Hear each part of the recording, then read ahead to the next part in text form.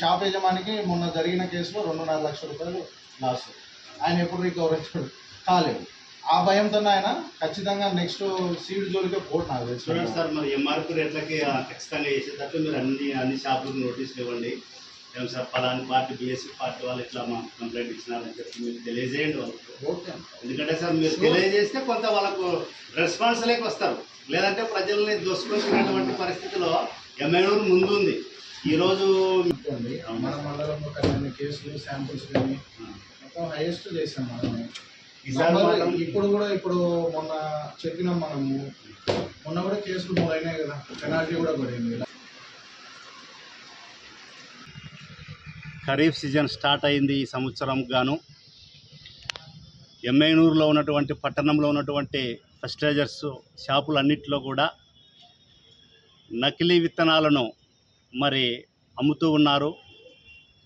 రెండవదిగా ఎంఆర్పి రేట్లకు పత్తి విత్తనాలను అమ్మకుండా రైతులని ఇష్టం వచ్చినట్లు దోసుకుంటున్నటువంటి ఈ ఫెస్టిలైజర్ షాపుల పైన కఠిన చర్యలు తీసుకోవాలని ఎమ్మెనూరు మండల ఏఓ గారికి వినతిపత్రం ఇవ్వడం జరిగింది.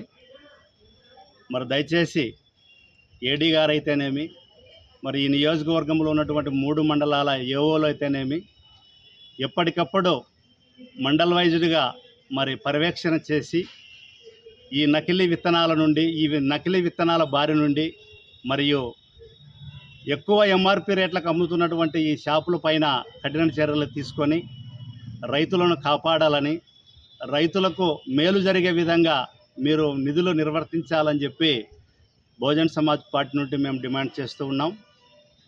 భవిష్యత్తులో మరలా రైతుల మీద ఈ ఎలాంటి మార్పు లేకుండా మరి ఇదే పరిస్థితి కొనసాగితే మేము జిల్లా కలెక్టర్ గారికి కూడా ఫిర్యాదు చేయడానికి వెనుకాడమని చెప్పి ఈ సందర్భంగా తెలియజేస్తున్నాం.